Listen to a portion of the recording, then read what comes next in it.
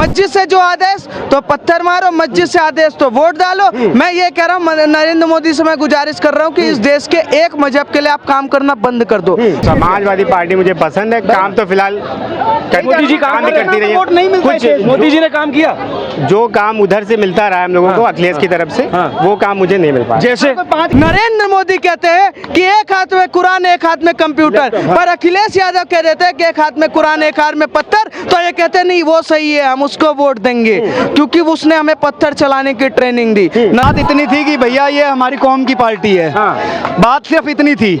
मैंने अभी आपको 2 मिनट पहले मैं आपको उदाहरण दे रहा था कि इस देश में सबसे बड़ा दुर्भाग्य है, आप काम कितना मर्जी करवा लो, कितना विकास कर लो, उसके नाम पर वोट नहीं मिलेगा सर। वो वोट उसी को दे रहा है जो सरिया की बात कर रहा है, जो मुस्लिम पर्सनल लॉ वोट की बात करता है, जो वक्फ वोट की बात करता है। ऐसे लोगों का बाइकआउट करना ही जरूरी है इस देश के लिए। अर्थव्यवस्था के लिए सबसे बड़े कलंक अगर कोई है तो ये ऊंचे पैजामे और टोपी, इसके अलावा कोई नहीं। अभी क्या नाम भैया? मेरा नाम शरीफ है। कहाँ से है? मैं कानपुर से। उत्तर प्रदेश से हैं। हाँ। किसको वोट दिया आपने? हमने तो समाजवादी पार्टी में दिया। समाजवादी पार्टी जी में जी दिया। क्यों ऐसा? भाजपा ने जो वादे किए आप लोगों तक नहीं पहुंचे? कुछ खास नहीं। अच्छा, मतलब आवास योजना और अनाज की व्यवस्था ये सब आप तक नहीं पहुंची? नहीं, ये पहुंचा। पहुंची। अच्छा, फिर आपने फिर आप सारे मिले। बात इतनी थी कि भैया ये हमारी कौम की पार्टी है, बात सिर्फ इतनी थी। मैंने अभी आपको 2 मिनट पहले मैं आपको उदाहरण दे रहा था कि इस देश में सबसे बड़ा दुर्भाग्य है, आप काम कितना मर्जी करवा लो, कितना विकास कर लो, उसके नाम पर वोट नहीं मिलेगा सर। ठीक है, आपको इस बात को समझना पड़ेगा। भाजपा पूछ लेता ना, आपने काम के नाम पर वोट दिया? नहीं, ऐसा कुछ नहीं। काम के नाम पर दिया कि समाजवादी पार्टी पसंद है सिर्फ? समाजवादी पार्टी मुझे पसंद है, काम तो फिलहाल मोदी जी काम भी करती रही वोट नहीं है। कुछ मोदी जी ने काम किया, जो काम उधर से मिलता रहा है हम लोगों को अखिलेश की तरफ से, वो काम मुझे नहीं मिल पाया। जैसे 5 काम, जैसे कि हर चीज में क्वालिटी रही है। जैसे कि टेबलेट में इन लोगों ने फोन बांटे, जो क्वालिटी इसकी कमजोर, मतलब इसकी वो क्वालिटी नहीं रही, उसकी क्वालिटी जो रही है फोन बांटे। हाँ। अच्छा, और क्या बांटे? फोन इन्होंने बांटे। नहीं, इनको पता है फोन वो कह रहे हैं भाजपा ने बांटे। तो समाजवादी पार्टी ने काम नहीं किया? अखिलेश ने वो दिया, क्या बोलते हैं, लैपटॉप दिया। हाँ। अच्छा, वो मोबाइल से लैपटॉप आ गया इसलिए आपने उनको वोट दिया? नहीं, कुछ ऐसा नहीं। राशन मिला आप लोगों को? जी बिल्कुल मिल रहा है। आवास मिला? जी मिला। आयुष्मान कार्ड है? हाँ है। तो फिर वोट नहीं दिया?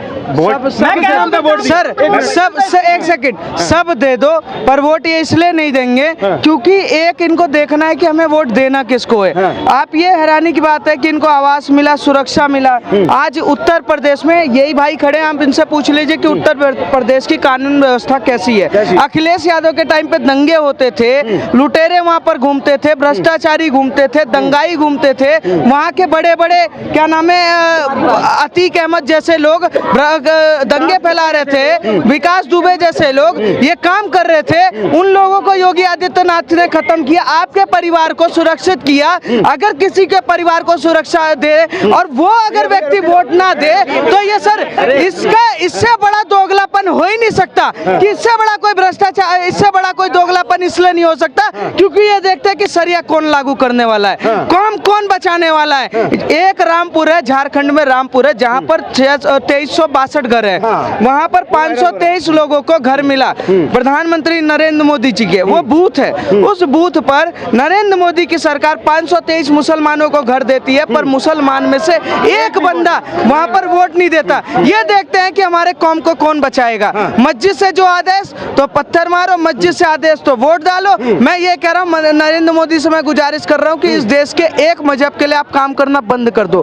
जो आपको वोट दे उसके लिए काम करो। सीधी बात, सबका साथ सबका विकास सबसे बड़ा झूठ है क्योंकि यहाँ पर एक कौम ये जानती है कि आप चाहे उसके घर में सोने का गेट लगवा दो, चाहे उसके बच्चे को आप IPS ऑफिसर बना दो, वो उसी को वोट देगा जो उसको पत्थर चलाने की ट्रेनिंग के लिए पैसे टाइम पर देगा। इसके अलावा कोई नहीं है। नरेंद्र मोदी कहते हैं कि एक हाथ में कुरान एक हाथ में कंप्यूटर, पर अखिलेश यादव कह देते हैं कि एक हाथ में कुरान एक हाथ में पत्थर। तो ये कहते नहीं वो सही सही है, हम उसको वोट देंगे क्योंकि उसने हमें पत्थर चलाने की ट्रेनिंग दी। नरेंद्र मोदी अनपढ़ है, नरेंद्र मोदी सरकार नहीं चला सकता, नरेंद्र मोदी तो पागल है। विकास करके क्या फायदा? सड़कें बना दे, हॉस्पिटल बना दे, इलाज भी कराएंगे, घर में राशन भी खाएंगे और लेटरिन में उसी के जाके हागेंगे और वोट के टाइम पे साइकिल का बटन दबा के कहेंगे जी हमें पत्थर की ट्रेनिंग तो अखिलेश यादव ने मदरसे में दिलवाई, तो हम तो उसको वोट देंगे ना। तो वो मजहब के हिसाब से वोट देने का जो काम ये लोग कर रहे हैं, ये देश के लिए बहुत बड़ा खतरनाक है और खतरा है। आने वाले समय में हिंदुओं को सोचना पड़ेगा कि आप कब तक राजपूत और ब्राह्मण, वैश्य, SC, ST, OBC आरक्षण और इसमें बटोगे। आपको सोचना पड़ेगा कि आपके सामने ही वो बंदा किसी और को वोट दे रहा, पूरा घर लेने के बाद, पूरा राशन लेने के बाद, पूरा सब सुविधा लेने के बाद भी वो वोट उसी को दे रहा है जो सरिया की बात कर रहा है, जो मुस्लिम पर्सनल लॉ वोट की बात करता है, जो वक्त वोट की बात करता है। ऐसे लोगों का बाइकआउट करना ही जरूरी है इस देश के लिए। अर्थव्यवस्था के लिए सबसे बड़े कलंक अगर कोई है तो ये ऊंचे पैजामे और टोपी, इसके अलावा कोई नहीं। अभी तो वो कह के भी गए कि मुझे सब कुछ मिला पर मुझे सपा पसंद थी, मैंने वो वोट दे दिया। पसंद क्या? आप जीजा थोड़ी ना चुन रहे हो कि तुम्हें पसंद था चुन लिया। तुम्हें विकास पर जो वोट देना था ना। तुम्हें अगर तुम्हारे घर में कोई काम कर रहा है, अगर एक प्लम्बर आया, प्लम्बर ने एक ने मांगा 1000 रुपए, एक ने मांगा 700 रुपए, आपने 700 वाले का भी काम देखा, 1000 वाले का भी काम देखा, तो आप 1000 वाले को 1000 के हिसाब से क्वालिटी पे दोगे ना। ये थोड़ी ना कि 700 वाला आया ठोक के चला गया, आप कह रहे हैं 700 वाला मेरे कौम का था, उसका नाम अहमद था और उसका नाम सुरेंद्र था, मैं सुरेंद्र को वो पैसा नहीं दूंगा, मैं अहमद को जरूर दूंगा। तो इस सोच को बदलना पड़ेगा। इस देश के हिंदुओं को सोचना पड़ेगा कि हम बटे तो कहीं ना कहीं कटे। बंगाल में यही कांड हुआ कि वहां पर ममता बनर्जी लोकसभा के चुनाव में टीएमसी जीतती है। टीएमसी के सारे कार्यकर्ता जिहादी मुसलमान खड़े होकर हिंदुओं के घर पे अत्याचार करते हैं, उनके घर को टारगेट करते हैं, आग लगाने की कोशिश करते हैं। केरल में यही कांड करते हैं, हर राज्य में करते हैं। पहली बार लोग कह रहे कि भाजपा हार गई, भाजपा का चुनाव हार गया। मैं आपको जानकारी के लिए बता दूं, भाजपा हारी नहीं है। पहली बार ऐसा हुआ कि ऐतिहासिक जीत हुई है कि नरेंद्र मोदी इतिहास में 70 सालों में कोई ऐसा पहला प्रधानमंत्री है जो लोकसभा में चुनकर जनता से पहली बार, तीसरी बार प्रधानमंत्री बन रहा है। और सबसे बड़ी बात, एनडीए का चुनाव था, I.N. का चुनाव था। हम 294 पे थे, वो 234 पे थे। 3 लोकसभा में कांग्रेस का टोटल मैंडेट मिला लो तो 195 था। हमारा इस लोकसभा का मैंडेट मिला लो तो हम 242 पे थे। तो हम जीते हैं और हम इसलिए सरकार चला रहे। बच्चा मेरे घर पे पैदा, मिठाई कोई और इसलिए बांट रहा है ना, उसको लग रहा है कि नरेंद्र मोदी की हार है। पर ये जानकारी के लिए बता दूं, पिताजी दोबारा से शपथ ले रहे तुम्हारे लोकसभा से, लोकसभा राष्ट्रपति भवन से दोबारा से वो कहेंगे मैं प्रधानमंत्री दोबारा शपथ लेता हूँ, CA भी लागू करूंगा, NRC भी लागू करूंगा, वक्त बोर्ड भी खत्म करूंगा, UCC भी करूंगा और POK भी लाऊंगा। 1000 साल का जो रूपरेखा है ना, वो बीजेपी दफ्तर से तैयार हो चुका है। अब वो 6 महीने में होगा या 1 साल में होगा। अब ये तैयार रहना कि आपका बेरोजगार पप्पू दोबारा बेरोजगार रहेगा, आपका अखिलेश यादव दोबारा बेरोजगार रहेगा। कुछ हमारी सीटें कम हुई है, चमचे इसलिए कूद रहे कि भाजपा की सीटें कम हो गई। 70 सालों से एक सरकार चलाने वाली कांग्रेस पार्टी की मजबूरी आ गई कि 38 पार्टियों से गठबंधन करने के बाद भी वो मैंडेट नहीं ले पाए और वो कह रहे हैं कि नहीं हमारी बहुत बड़ी जीत हुई है। तो सबने अखिलेश यादव ने तो तय कर लिया भाई कि वो तो मुख्यमंत्री होने वाले हैं भविष्य। अखिलेश यादव तय कर लें, वो भी तय कर लें कि मैं प्रधानमंत्री बनने वाला हूँ, ममता बनर्जी भी तय कर लें कि मैं प्रधानमंत्री बनने वाली हूँ। जनता को पता है कि इस बार हमने गलती कर दी, हमने वोट नहीं डाल पाए, कुछ लोग वोट भी नहीं डाल पाए, किसी ने गलती से गलत वोट भी डाल दिया, कुछ आरक्षण में फंस गए, कुछ भटक भी गए, पर अगली बार वापसी भी आएंगे। जब भाजपा डैम पे जाती है ना, थोड़ा सा डैम लगता है तो रिकवर ऐसी करती है कि कांग्रेस पार्टी कहते हैं ईवीएम हैक हो गया, फिर से कहते हैं ईवीएम बदनाम है। राहुल गांधी के तो तेवर बदल गए, ऐसा लग रहा है कि अब वो ब्रेक वाली बात भी उन्होंने कही कि एक्सीलेटर तब क्या है। सर तेवर बदलने का कारण सिर्फ इतना है कि 14 राज्यों में आपकी सरकार है, महिलाएं ये पूछ रही हैं कि भैया हमें खटाखट कब आने वाला है, हाँ हमारे यहाँ कब 70% आरक्षण लागू होने वाला है, कब हमारी महंगाई और बेरोजगारी खत्म होने वाली है। राहुल गांधी ने जो वादे किए थे उसको 14 राज्यों में करके दिखा दे तो हम जान जाएंगे कि राहुल गांधी नेक्स्ट PM हैं। 14 राज्यों में ये कर नहीं सके, ये कहते हैं हम देश के प्रधानमंत्री बनेंगे, ये घोटालेबाज भ्रष्टाचारी इस देश को लूटने का काम कर रहे हैं और जनता देख रही है कि इनको किस तरीके से दोबारा से भगाना है। मतलब आपकी तैयारी है मतलब पूरी, और लेकिन माहौल कुछ अलग है। अभी भी वो संजय राउत जैसे कह रहे हैं कि सरकार या तो बनेगी नहीं, अभी भी एंड तक शपथ होगी नहीं, और हो गई तो लंबी चलेगी। इनविटेशन मिलेगा संजय राउत को, उनके सामने ही शपथ लेंगे, शपथ भी लेंगे। कृपया करके मोबाइल का कैमरा चालू करके रिकॉर्डिंग करें और 5 साल उसको देखते रहें, क्योंकि याद आता रहेगा कि पिताजी ने दोबारा शपथ लिया है। और दोबारा से शपथ लेने के बाद हो सकता है संजय राउत जेल जाएं, क्योंकि भ्रष्टाचार के आरोपी तो हैं ही। अखिलेश यादव भी जा सकते हैं। अरविंद केजरीवाल पहले से था, अरविंद केजरीवाल कह रहे थे एक बार मुझे बाहर निकालो, दिल्ली की 7 सीट उखाड़ दूंगा। क्या हुआ? कुछ नहीं हुआ। पंजाब में भी आप खत्म हो गए। आप ये चर्चा नहीं कर रहे कि पंजाब में सरकार है, अरविंद केजरीवाल क्यों हार गए। मध्य प्रदेश में कांग्रेस की एक भी मैंडेट नहीं आती, गुजरात में ये एक सीट पर आते हैं, उसके बाद हर राज्य में ये खत्म हो जाते हैं। आप उत्तर प्रदेश का गणित तो निकाल रहे हैं, पर उत्तर प्रदेश में जो हमारे वोट शेयर बढ़े हैं उसका क्यों चर्चा है? शेयर अगर 2 कदम पीछे गया तो हो सकता है छलांग ऊपर वाली हो सकता है कि तरक्की हो। मर्द का बच्चा है, तलवार की नोक पे सलवार नहीं पहनेगा, सब लोग पहनोगे। हो सकता है कि शेर अगर थोड़ा सा पीछे गया है तो तैयारी इतनी बड़ी हो कि जो सुसु कर देगा विपक्ष में तो क्या होगा? बाढ़ आ जाएगा, उसके अलावा कुछ नहीं होगा।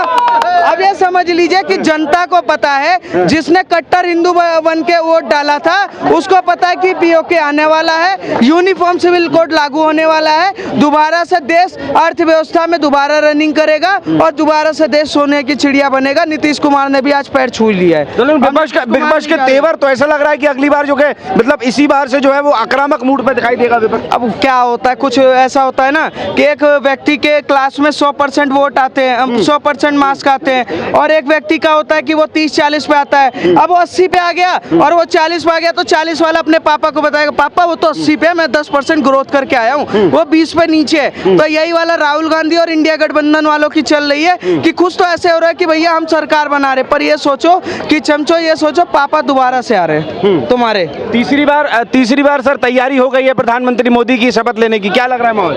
हाँ जी जी। अरे बस बोले ही नहीं, आप तो बीच में हट गए। आप बताइए क्या नाम है? ठीक है, मेरा रविंदर नाम है। क्या लग रहा है, क्योंकि तीसरी बार की तैयारी हो गई है पीएम मोदी की तैयारी, और जो अफवाहें चल रही थी उनको विराम लगा? नहीं ठीक है, तीसरी बार बन रहा है, मतलब बहुत अच्छा लग रहा है। अब मुझे बहुत बढ़िया था, मैं तो पहले भी सोचता था कि मतलब इनका 3 बार बनना चाहिए, बल्कि 1 बार और बनना चाहिए, 4 बार। हाँ, 1 बार और बनना चाहिए। अब लेकिन नहीं बनेंगे तो देखा जाएगा, जो भी है। हाँ। तैयारी है बिल्कुल, तैयारी तो 9 जून की तैयारी हो गई। बिल्कुल, बहुत बढ़िया, बहुत बढ़िया।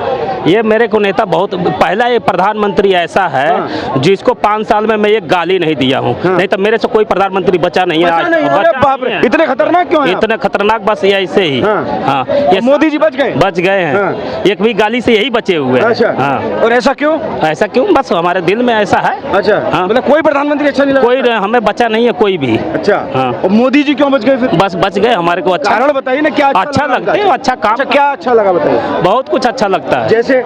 जैसे क्या, वो जिन्होंने जो भी काम किए हैं वो सब सही किया, काम सही किए हैं। हाँ। कहाँ से हैं आप? गोरखपुर से हैं, तभी ये जो तेवर हैं वो गोरखपुर वाले हैं। नहीं, मैं कहीं से भी होता तो भी यही बोलता। हाँ। नहीं, मैंने कहा बाबा के नहीं है, बाबा के कोई चक्कर नहीं है इसमें। हाँ। वो हमें अच्छा लगता है। अच्छा क्या लगता है, किसी का चेहरा अच्छा नहीं लगता, काम अच्छा लगता है। काम अच्छा लगता है, और काम इन्होंने जो भी किया है वो सही किया है, जो करेंगे वो भी सही करेंगे, मुझे ऐसा विश्वास है। ठीक है। हाँ, अच्छा करेंगे। पक्की बात है। अच्छा, क्या नाम बॉस आपका? आगे आ जाओ। क्या नाम है आपका? राजा कुमार झा। कहाँ से हैं? अच्छा, बिहार से हैं जी। तो क्या लग रहा है उत्तर प्रदेश बिहार में अब नीतीश कुमार तो एनडीए में आ गए हैं? बिल्कुल आ गए, तैयारी हो गई है एकदम तैयार। लग रहा है कि तीसरी बार प्रधानमंत्री बनने वाले हैं? चौथी बार भी बनेंगे 29 में। चौथी बार भी बनेंगे एकदम। ऐसा तो पीएम ने खुद नहीं सोचा होगा। सोचे, हम लोग सोच लिए ना, हम लोग सोच लिए ना। तो हम लोग विपक्ष तो गिरा वाला था इस बारी सरकार, कह रहे 5 साल ही नहीं चलेगी अभी। कोई बात नहीं, विपक्ष तो ऐसे ही बोलता है, अगेंस्ट तो होना ही चाहिए ना। मजबूत हुआ तभी तो अब लड़ेगा, बोलेगा तभी तो पार्लियामेंट में अब बहस होगी।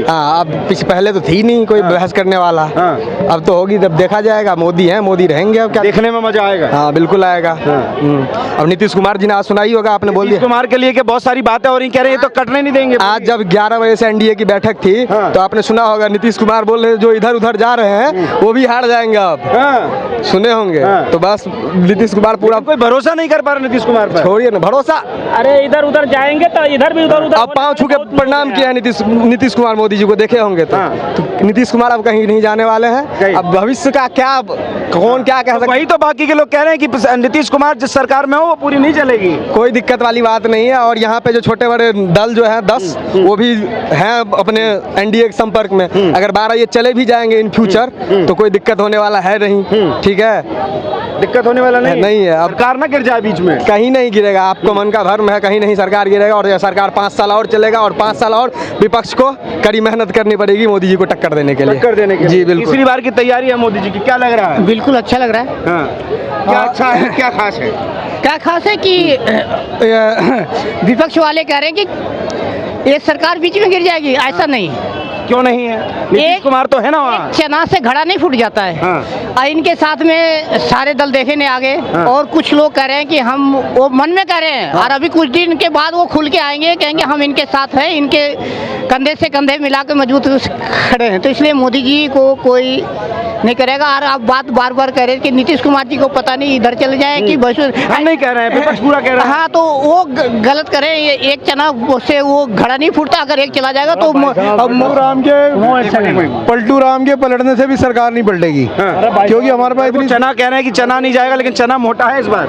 कोई फर्क नहीं पड़ेगा सर जी। फिर भी हमारे पास इतनी सीटें हैं कि हम 5 साल निकाल जाएंगे। कोई दिक्कत नहीं है। पलटू राम ने तो पलटना ही पलटना है, उसने तो वर्ल्ड रिकॉर्ड बनाना है पलटने का। लेकिन फिर भी कोई फर्क नहीं पड़ेगा। इसीलिए तो विपक्ष हावी है कि कभी भी इधर उधर खिसक जाएंगे। तो सर उधर के भी बहुत आएंगे, वहाँ भी सब भुखमंगे हैं। अच्छा, क्या कह रहे हैं? मैं ये कह रहा हूँ, अगर नीतीश कुमार जी बाई चांस अपना मत नहीं दे पाते हैं, नहीं दे पाते, बिहार में भी तो गठबंधन की सरकार है भाई साहब, बीजेपी की। बिहार में भी तो गठबंधन की सरकार है, वहाँ को सीएम रह जाएंगे ये अपना गठबंधन तोड़ देंगे। तो नीतीश जी और बीजेपी आपस में फंसी हुई है, कहीं नहीं जाएंगे। ये बेवकूफ़ बना रही है जो विपक्ष बना रहे हैं, क्योंकि जनता बेवकूफ़ बनने वाली नहीं, सबको जानकारी है। तो कहने का मतलब ये हो रही है, राज तिलक की तैयारी, आ रहा है भगवाधारी। तो ये बौखलाए हुए है भगवाधारी से, कुछ नहीं होने वाला भाई साहब। यहाँ पिछले 10 सालों से भी स्पीड पर काम होगा, बुलडोजर रोज चलेगा। एक भी आतंकवाद नहीं बख्शे जाएगा, एक भी भ्रष्टाचारी नहीं छोड़ने जाएगा, एक भी चोर उचक्का रोड पर नहीं घूमेगा जाएगा, या गलत कामों को सबका सफाया होगा। इस दिल्ली का विकास देखना अब कैसा होगा। दिल्ली का विकास, बिल्कुल दिल्ली का विकास कैसा होगा देखना। अगर एक भी उठाई गिरा दिखाई दे जाए, जैसे आप यहाँ से कनाट प्लेस क्रॉस करो, सारे वही दिखाई देने शुरू हो जाएंगे। दिल्ली स्टेशन पे तो दूर की बात, यहीं से उठाई गिरे दिखाई देने शुरू हो जाएंगे। और जितने इनके कौन थे विशेषज्ञ कांग्रेस वालों के, सब की मिट्टी पलीत, सब बेकार है। लोग क्या कर रहे थे हमारी 295 आ जाएगी, 250 आ जाएगी, 300 आ जाएगी, सब मैं तो लुका रहे। डूब कर मर जाओ, जमुना में अभी है इतना पानी। सारे विशेषज्ञ। ठीक है।